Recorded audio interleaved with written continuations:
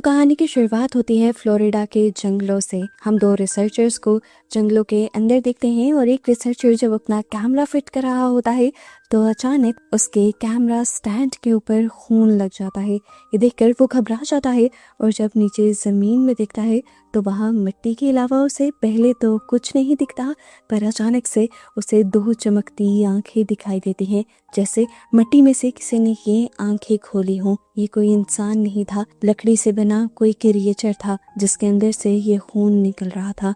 और अब वो क्रिएचर इस इंसान को अपने पास खींच लेता है और दूर खड़े उसके साथी को समझ नहीं आती कि उसका पहले वाला साथी गायब कहाँ हुआ। ये तो वो समझ चुका था कि यहाँ पर कोई बहुत बड़ा खतरा है। अपनी जान बचाने के लिए वो यहाँ से भी भागता है, पर उसे भी जमीन में एक गड्ढा दिखाई देता है और वो गड्ढा अचानक से एक क्रिएचर का रूप लेते हुए उसका पाँव पकड़ लेता है। वो नीचे देखता है तो उसे भी दो चमकती हुई आंखें दिखाई देती हैं जो उसे फिर जमीन में खींच लेती हैं और ये इंसान भी यहाँ गायब हो जाता है। अब सीन कट होकर हमें एक आध दिन के बाद माइकल और उसके बेटे को दिखाया जाता है। माइकल अपने बेटे को शिकार सिखाने के लिए जंगलों में लेकर आया था, लेकिन जंगल में आते ही उसका डॉग बुरी तरह से भौंकने लगा था। माइकल को लगा कि वो अपनी मर्जी से इधर उधर जाना चाहता है, इसीलिए माइकल अपने बेटे से कहता है कि डॉग को छोड़ दो। डॉग भागते हुए उस जगह पर चला जाता है जहाँ पर कल रिसर्चर्स आए हुए थे और उनका सामान भी पड़ा हुआ था। माइकल इस सामान को देखकर समझ जाता है कि ये लोग अपना सामान लेकर यहाँ से नहीं गए, तो इसका मतलब है कि वो किसी बड़े खतरे का सामना कर गए हैं। उन्हें यहाँ पर एक कपड़ा भी दिखाई देता है जिस पर खून लगा हुआ था। इससे वो समझ गए कि जरूर यहाँ पर जान का भी खतरा है। इसीलिए वो अपने बेटे से कहते हैं कि तुम अपने डॉग को लेकर यहाँ से चले जाओ, मैं जल्द ही यहाँ से वापस आऊंगा। यहाँ उसके डैड ने उससे कहा था कि तुम्हें पीछे से कोई भी आवाज सुनाई दे तुम पीछे मुड़कर नहीं देखोगे। जंगल से बाहर निकलने के रास्ते में ही उसे गोली चलने की आवाज आ जाती है, पर वो अपने डैड के कहे के मुताबिक पीछे मुड़कर नहीं देखता।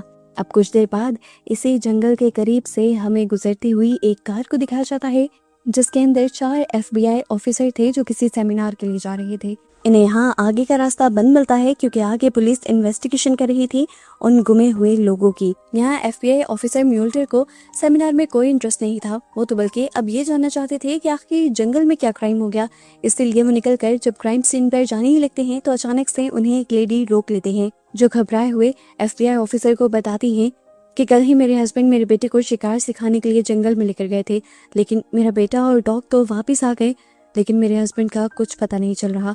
वो रो रही थी। FBI ऑफिसर म्यूल्टर उससे कहते हैं आपको घबराने की जरूरत नहीं, हम FBI से हैं, हम हर चीज का पता चला लेंगे। वो जंगल के अंदर इस केस की इन्वेस्टिगेटिंग ऑफिसर मिशेल से मिलते हैं और उन्हें अपना कार्ड दिखाते हैं, जिसके बाद मिशेल उन्हें सारा केस समझाने लगती है कि किस तरह कल माइकल नाम का एक आदमी इस जंगल में गायब हुआ है और उससे पहले यहाँ पर रिसर्च करने वाले 2 रिसर्चर्स भी गायब हुए थे। मिशेल ऑफिसर से कहते हैं ये केस कोई ज्यादा इम्पोर्टेंट नहीं है, आपको कोई और काम है तो वो कर सकते हैं, जरूर इस सब में जंगल के जानवरों का ही हाथ होगा। हमें यहाँ से कुछ पाँव के निशान भी मिले हैं जो हर कुछ दूरी के बाद गायब हो जाते हैं। मुझे लगता है कि ये उड़ने वाला कोई जानवर है जो चल भी सकता है और उड़ भी सकता है। लेकिन वो मिशेल की इस बात से एग्री नहीं कर रहा था कि ये एक आम सा केस है। उसके मुताबिक ये केस बहुत ज्यादा कॉम्प्लिकेटेड था। यही चीज वो अपनी क्लीग से भी डिस्कस करता है और उन्हें बताता है कि ये केस इसलिए कॉम्प्लिकेटेड है क्योंकि जंगल का कोई भी जानवर सबसे पहले कमजोर चीज पर अटैक करता है, लेकिन उन्होंने माइकल के बेटे को छोड़ दिया और माइकल पर हमला किया, इसका मतलब वो कोई ताकतवर चीज है। म्यूल्डर मिशेल से कह आया था कि अगर तुम्हें हमारी कोई भी मदद की जरूरत हो तो तुम हमें बुला सकती हो, हम पास के ही होटल में रुक रहे हैं। लेकिन मिशेल को लग रहा था कि ऑफिसर बहुत ज्यादा ही सोच रहे हैं, ये बहुत ज्यादा आम केस है। यहाँ पर ऑफिसर अपनी क्लिक को ये भी बताते हैं कि मुझे लगता है कि इसके पीछे किसी क्रिएचर का हाथ है और मैं ये सारी चीजें पता चला कर ही रहूंगा, और इसके लिए मुझे माइकल के घर ही जाना पड़ेगा जो बहुत पास में है। वो अब यहाँ से घर जाने के लिए निकल जाते हैं, जबकि हमें दिखाया जाता है कि माइकल की वाइफ अपने बेटे को सुलाने की कोशिश कर रही थी, लेकिन ये दोनों सो नहीं पा रहे थे क्योंकि उनका डॉग बाहर देखकर बार बार जोर जोर से भौंक रहा था। वो जंगल की तरफ देखकर भौंक रहा था। लुइस की मॉम उसे बार बार चुप होने के लिए कहती हैं, लेकिन वो चुप नहीं होता। आखिरकार तंग आकर माइकल की वाइफ उस डॉग को खोल देती है और वो फौरन जंगल की तरफ भाग जाता है। वो देखना चाहती थी कि आखिर उनका डॉग गया कहाँ है। वो जब डॉग का पीछा करती हैं तो अचानक जंगल में से भी उन्हें कोई चीज निकलकर डराती है। वो उसे देख तो नहीं पाती पूरी तरह, पर डर कर फौरन घर वापस आ जाती है। वो जल्दी से दरवाजा खोलकर घर के अंदर आना चाहती थी, लेकिन अब घर का दरवाजा तो लॉक था। वो बार बार दरवाजे को नॉक करती हैं, अपने बेटे को आवाज़ देती हैं। उनका बेटा उनकी आवाज़ सुन भी लेता है और जब वो दरवाज़ा खोलने ही वाला होता है तो उनके सामने वही क्रिएचर आ जाती है जो अभी तक हमें भी नहीं दिखाई गई। वो बच्चा उस क्रिएचर से बचकर भागने लग जाता है और इसी सब के दौरान वो ऑफिसर से टकरा जाता है जो चुपके से इनके घर के अंदर आए थे इन्वेस्टिगेशन करने के लिए। ऑफिसर उस बच्चे को काम डाउन करते हैं और पूछते हैं कि आखिर क्या हुआ, इस तरह क्यों भाग रहे हो। तब वो बच्चा बताता है कि मुझे यहाँ पर वो क्रिएचर दिखी थी। किसी को भी उस बच्चे और उसकी मॉम की बातों पर यकीन नहीं था, पर ऑफिसर को था। इसीलिए अगले ही दिन वो अपनी पूरी इन्वेस्टिगेटिंग टीम को इस घर पर बुला लेते हैं। यहाँ पर ऑफिसर म्यूल्डर को उनके साथ ही यहाँ तक के पुलिस ऑफिसर्स भी ये समझाने की कोशिश करते हैं कि बच्चा स्ट्रेस में है, जरूर उसने कुछ खुद से ही देख लिया होगा और अज्यूम कर लिया होगा। लेकिन म्यूल्डर जानता था कि वो बच्चा सच बोल रहा है। तब म्यूल्डर कहते हैं वो बच्चा कह रहा है कि उसने एक इंसान जैसी लंबी क्रिएचर को देखा है जिसकी आंखें लाल थी। और ये देखो, दरवाजे के पास किसी के पैरों के निशान भी हैं। ऐसे ही पैरों के निशान मैंने जंगल में भी देखे थे और ये पैरों के निशान ना ही किसी जानवर के हैं और ना ही किसी इंसान के। ये देखते हुए मिशेल भी अब कहते हैं मुझे भी यही लग रहा है कि जरूर ये कोई नई तरह का जानवर है जिसके बारे में हम लोग नहीं जानते, जो चल भी सकता है और उड़ भी सकता है, क्योंकि हर कुछ फासले के बाद इनके पाँव के निशान गायब हो जाते हैं। मिशेल कहती है कि चीज जो भी है, अगर हमने जल्द ही इसे नहीं पकड़ा तो वो बहुत से लोगों को अपना शिकार बना लेगी। फाइनली म्यूल्डर को कोई एक तो मिला था जो उसका साथ दे रहा था। म्यूल्डर मिशेल के साथ अब जंगल के अंदर जाने का फैसला करता है और साथ ही वो ये भी फैसला करते हैं कि वो एक टेक इंजीनियर भी अपने साथ लेकर जाएंगे, क्योंकि इस तरह तो उन्हें वो क्रिएचर नजर नहीं आ रही, लेकिन दुनिया की सभी क्रिएचर टेम्परेचर सेंसिटिव होती हैं। उनका टेम्परेचर हाई होता है। जैसे ही यहाँ पर हाई टेम्परेचर की कोई चीज़ गुजरेगी, उसका टेम्परेचर इनकी डिवाइस में सेंस हो जाएगा और उन्हें वो क्रिएचर पता चल जाएगी। यहाँ मिशेल सबको कहती है कि हमें एक साथ रहना है, किसी भी सूरत पे हमें इधर उधर नहीं जाना, क्योंकि ये बहुत ही खतरनाक जंगल है। जंगल में आगे बढ़ते हुए मिशेल ने बहुत सारे वाइट पत्थर लिए हुए थे जिन्हें वो जगह जगह रखती जा रही थी ताकि वापस आते हुए इन्हें रास्ता ना भटके। लेकिन तभी हमें एक अजीब सा हाथ दिखाया जाता है जो गिरगिट के जैसे रंग बदल रहा था। वो पत्तों के ऊपर जा रहा था तो उसके हाथ पत्तों जैसे हो रहे थे, और वो अगर लकड़ी के पास था तो उसके हाथ लकड़ी के रंग के हो रहे थे। और वो हाथ अब मिशेल के रखे हुए हर पत्थर को हटाता जा रहा था, जैसे वो खुद इन सारे इंसानों को यहीं पर रखने के लिए ट्रैप बना रहा हो। और इस चीज से हमें समझ आ जाता है कि वो क्रिएचर ना सिर्फ खतरनाक है बल्कि बहुत ज्यादा चालाक भी है। और उसके हाथ को देखकर अंदाजा हो जाता है कि लगभग उसकी बॉडी इंसानों से मिलती जुलती है। अब जंगल में आगे बढ़ते हुए इनके हीट डिटेक्टर में कुछ डिटेक्ट हो जाता है। 30 मीटर की दूरी पर ये अपने हीट डिटेक्टर के अंदर दो क्रिएचर्स को देखते हैं जिनकी बॉडी हीट डिटेक्टर में भी इंसानों की बॉडी जैसी ही नजर आती है। और ये लोग हैरान तब हो जाते हैं जब इन्हें पता चलता है कि ये इस जगह पर एक नहीं बल्कि दो क्रिएचर्स हैं जो कि अलग-अलग डायरेक्शंस में भाग रही हैं। ये लोग हर हाल में उस क्रिएचर को पकड़ना चाह रहे थे, इसीलिए मिशेल और उसके साथ एक साथ ही दूसरी डायरेक्शन में भागने लग जाते हैं, जबकि एफबीआई ऑफिसर और टेक इंजीनियर दूसरी डायरेक्शन में भागने लग जाते हैं। जल्द ही ये दोनों ग्रुप्स एक दूसरे से बहुत ज्यादा दूर चले जाते हैं। ये लोग यहीं पर जब उस क्रिएचर को ढूंढने की कोशिश कर रहे थे तभी अचानक मिशेल को कोई नीचे खींच लेता है। मिशेल के साथी का मुंह इस टाइम दूसरी तरफ था, इसीलिए वो उसे देख नहीं पाती, लेकिन वो खतरा यहाँ पर भांप लेती है। मिशेल के गायब होते ही उसके साथी बहुत ज्यादा पैनिक हो चुकी थी। वो जोर जोर से यहाँ पर आवाजें लगाती है और म्यूडल और टेक इंजीनियर को यहाँ पर बुला लेती है। और जब वो उन्हें बताती है कि मिशेल गायब हो गई तो वो लोग भी और ज्यादा पैनिक हो जाते हैं। इन सारी चीजों को देखते हुए एफबीआई ऑफिसर ये कहते हैं कि जितना मैंने सोचा था ये क्रिएचर उससे भी कहीं ज्यादा चालाक और खतरनाक है। उसने हम में से किसी कमजोर को टारगेट नहीं किया बल्कि सबसे पहले मिशेल को टारगेट किया, क्योंकि वो जानता है कि मिशेल को इस जंगल के बारे में पता है।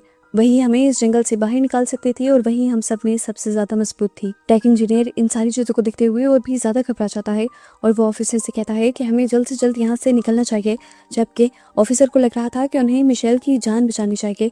पर क्योंकि ऑफिसर के दोनों बाकी दूसरे साथी वो डरे हुए थे तो ऑफिसर उन्हें यहाँ रोकने के लिए फोर्स नहीं कर सकते थे। इनकी बात मानते हुए मॉड्यूलर अब जंगल से बाहर निकलने लग जाता है और इस दौरान ये लोग क्रिएचर के बारे में बातें करते हुए आगे बढ़ते हैं। कोली सवाल करती है कि आखिर ये क्या है। तब वो ऑफिसर बताते हैं कि शायद तुम लोग बिलीव ना करो, लेकिन ये एक बहुत पुरानी कहानी है।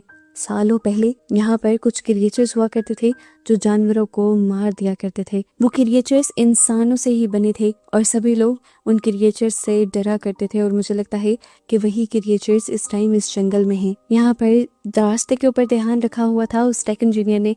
वो टेक इंजीनियर जब बाहर निकलने का कोई भी रास्ता नहीं देख पाता तो कंफ्यूज हो जाता है और झुंझला कर इन सबको बताता है कि मिशेल ने यहाँ पर जो निशानियाँ रखी थी वो गायब हो चुकी हैं और मैं आप लोगों को यहाँ से बाहर नहीं निकाल पा रहा।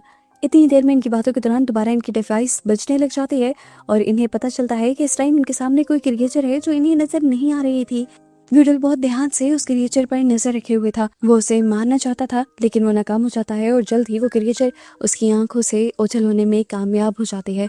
म्यूडल परेशान होकर अपनी क्लिक कोली को देखता है और जब ये लोग वापस आने की कोशिश करते हैं तो ये लोग परेशान हो जाते हैं क्योंकि अब इन्हें पता चलता है कि टेक इंजीनियर को भी वो क्रिएचर्स यहाँ से गायब कर ले जा चुकी हैं। ये लोग और भी ज्यादा घबरा जाते हैं और इससे पहले कि अपने आप को बचाने का और सबको बचाने का ये लोग कोई और प्लान बना पाते, कोई म्यूडल को ही पैरों की तरफ से खींचते हुए यहाँ से ले जाने की कोशिश करता है। कोली घबराते हुए उसी डायरेक्शन में भागती है और उसे वो क्रिएचर थोड़ी बहुत नजर भी आती है। म्यूडल को बचाने के लिए वो इस क्रिएचर पर गोलियां चलाती है जिससे वो इस क्रिएचर को मार तो नहीं पाती लेकिन कम से कम ये हो जाता है कि वो क्रिएचर मॉड्यूल को छोड़कर यहाँ से भागने में कामयाब हो जाता है। कोली की चलाई गोलियों की वजह से म्यूडल का कंधा भी बहुत ज्यादा जख्मी हो चुका था और अब जंगल में रात भी हो चुकी थी। म्यूडल कोली से कहता है कि मैं जख्मी हूँ, मैं जाग नहीं सकता, लेकिन तुम्हें जाकर पूरी रात यहाँ पर पहरा देना होगा। कोली सबके लिए मान जाती है और ये लोग रात इसी जंगल में गुजारते हैं और सुबह जब म्यूडल की आंख खुलती है तो वो देखता है कि कोली उसके पास थी ही नहीं।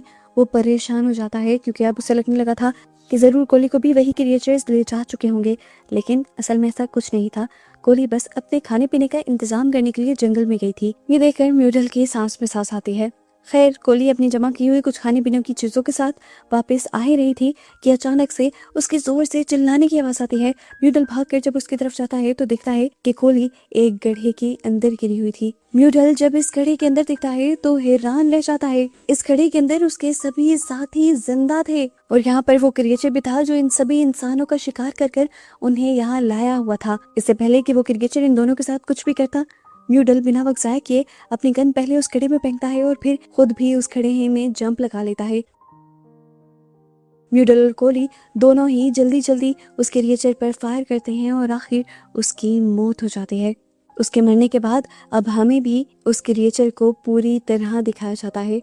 ये क्रिएचर दिखने में इंसान ही था, उसकी बॉडी इंसानों जैसी थी, उसकी रिब्स भी थी, मुंह था, नाक था, सब कुछ था, लेकिन बाहर से स्किन किसी लकड़ी की तरह थी। इसे इंसान कहा जाए या नहीं, इन्हें ये भी समझ नहीं आ रहा था। ये लोग बॉडी को गौर से देख रहे थे। उसकी बॉडी में से बिल्कुल इंसानों की तरह खून भी निकल रहा था। इससे पहले कि ये लोग समझ पाते यहाँ पर क्या है, इसी जंगल में FBI की टीम आ जाती है जो इन सबको रेस्क्यू करना चाहती थी। जल्द ही FBI के लोगों को वो गड्ढा मिल जाता है जिसके अंदर ये सब लोग फंसे हुए थे और सभी लोगों को रेस्क्यू कर लिया जाता है। यहाँ माइकल को जिंदा देखकर उसकी फैमिली भी बहुत ज्यादा खुश हो जाती है। यहाँ पर उस क्रिएचर की डेड बॉडी को भी उठा लिया जाता है और FBI के लोग उस पर रिसर्च करने के लिए उस डेड बॉडी को यहाँ से ले जाते हैं। अब यहाँ म्यूडल का साथी उससे सवाल करता है, क्या तुम जानते हो कुछ इन क्रिएचर्स के बारे में? तो वो बताता है, हाँ, मैं पहले से ही जानता था।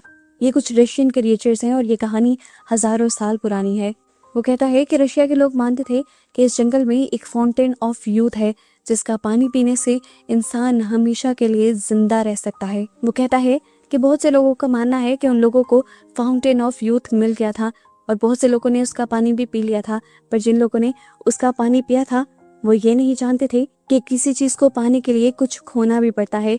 उन्हें लंबी जिंदगी तो मिल गई थी, लेकिन अब उनका बाहरी जिस्म इंसानों जैसा नहीं रहा था। वो बाहर से लकड़ी की तरह दिखने लगे लेकिन अंदर से इंसान ही रहे। अपने एग्जिस्टेंस को छुपाने के लिए उन्होंने इसी जंगल में रहने का फैसला किया और लोग उन्हें राक्षस समझने लग गए, यानी मॉन्स्टर समझने लग गए और उनका शिकार करने लगे। और अपने आप को बचाने के लिए उन क्रिएचर्स ने फिर इंसानों को ही मारना शुरू कर दिया। ये सिलसिला सालों तक चलता आ रहा है। अगर कोई इंसान उन क्रिएचर्स को देख लेता है तो वो क्रिएचर उन्हीं इंसानों को मार देते हैं और आज भी जंगल में ऐसे ही कई क्रिएचर्स मौजूद हैं। ये क्रिएचर्स हजारों सालों से जिंदा हैं और अगर कोई भी उनकी इस जगह पे आता है तो वो उसे मार देते हैं। इन्हीं सारी बातों के दौरान उसे याद आता है कि कोली इस टाइम होटल रूम के अंदर जा रही थी और कोली ने भी उन क्रिएचर को देखा था जरूर वो क्रिएचर उसे भी मार देते। इसीलिए वो भागते हुए उस होटल रूम के अंदर जाता है और कोली को फौरन से यहाँ से निकल जाने को कहता है। बज़ाहिर तो यहाँ पहुँचने पर म्यूडल को कुछ दिखाई नहीं देता, लेकिन फिर भी वो कोली को लेकर यहाँ से निकल जाता है और उनके जाने के बाद हमें बेड के नीचे 2 चमकती हुई आंखें दिखाई जाती हैं, जिसका मतलब था कि म्यूडल सही था। वो क्रिएचर उन्हें मारने आया था, लेकिन म्यूडल की जहानत की वजह से उसने अपनी और कोली दोनों की ही जान बचा ली थी। अब म्यूडल कोली को लेकर इस टाउन से दूर चला जाता है ताकि इनकी जान हमेशा के लिए सेफ रहे। और ऐसे ही इन्हें दिखाते हुए ये कहानी यहाँ ख़त्म हो जाती है।